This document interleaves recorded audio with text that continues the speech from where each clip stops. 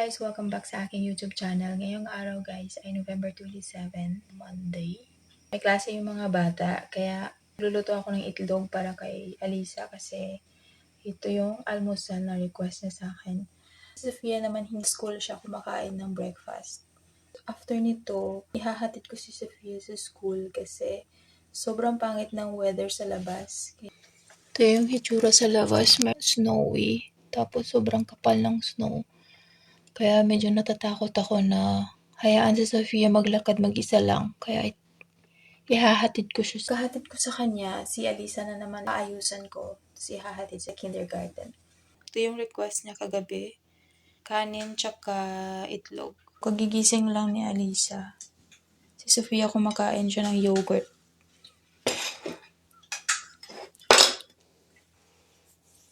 Naka-ready na ako. Aalis na kami maya-maya lang. Nasa 7 o'clock pa lang dito ng umaga. So, naghihintay pa ako kay Sofia.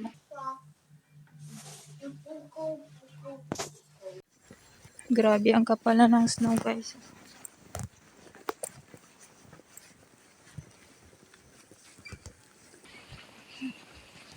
Hi guys!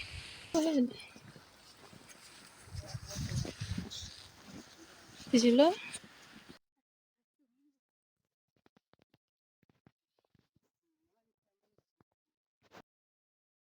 i-drop off ko lang dito si Sofia. Tapos siya na yung mag-isa. Pumunta sa school niya. Malapit na din naman. Guys. So, yun. Magbe-breakfast lang ako. Tapos, ihahatid ko si Alisa sa kindergarten. So, mag-toast bread lang ako. Tapos, kape. At cheese. Ganitong cheese. Hindi ko rin alam kung tinatanggal tong balat niya. Ayun, malambot naman. Yung ito. Pero tinatanggal ko siya. Hindi naman yata ito pinakain. Hindi lang ako sure. Si Sofia nasa school na tumawag siya sa akin na nakarating na daw siya. Ilang weeks din na hindi siya nakapasok. 2 weeks kasi nagkasakit.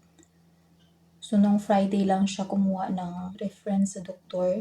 Ito tawag Spravka eh. Yung bang sulat na galing sa doktor na pinapayagan na siya na pumasok sa school. Kapag wala ka nun, hindi sila tumatanggap ng bata na nagkasakit. Kailangan pumunta ka sa doktor. Patunayan na wala ka ng sakit. Mainit dito sa bahay kaya nagbihis ako muna. Pambahay lang. Kasi mainit, sobrang daming heater. Mga nakarang araw nasa -10 lang, -9. Ngayon -6 ngayon sa labas. Tapos na si Alisa kumain. Pagdating ko dito sa bahay, tapos na siyang kumain. Kain muna ako.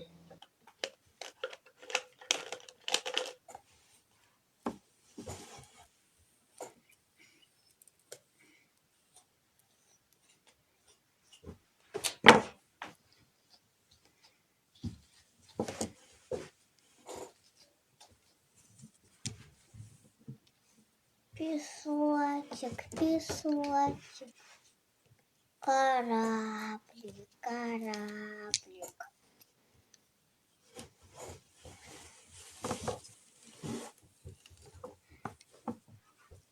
Кто-то забыл лопатку, а на песке лягушки плавают, а вода закончилась.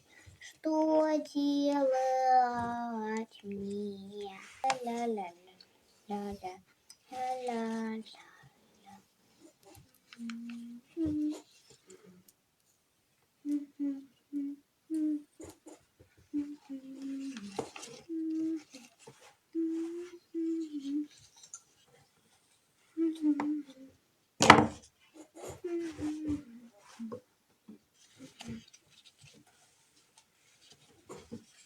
Guys, welcome to my channel.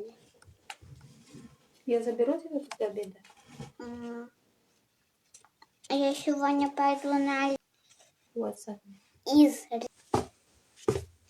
Alis na kami guys.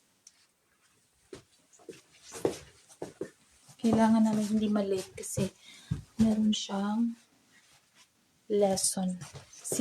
Ready na sila para sa school. So, may mga lessons sila at 9 o'clock. Nasa na ngayon, 8:40. Malapit lang din naman kami. Побыстрее, Надин уже, штани.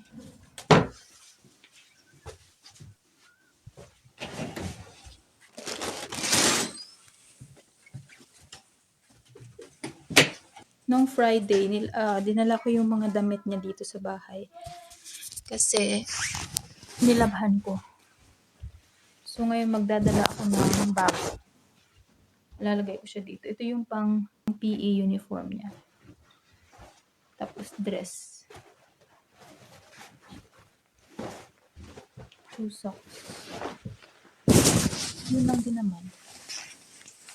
Alis na kami. Hatid ko na si Alisa. Shh.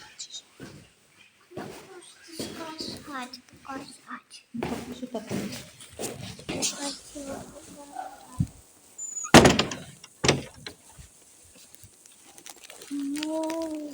Я хотела спросить тебя. Там есть лопатка, да? Лопат? Да. В садике. So, nasa na dito guys ngayon? Nasa 12:40. Susunduin ko si Alisa kasi meron silang modeling lesson or sculpting. So, nagka-sculpt sila. Meron silang class. Susunduin ko siya. Tapos mamaya meron din siyang ballet.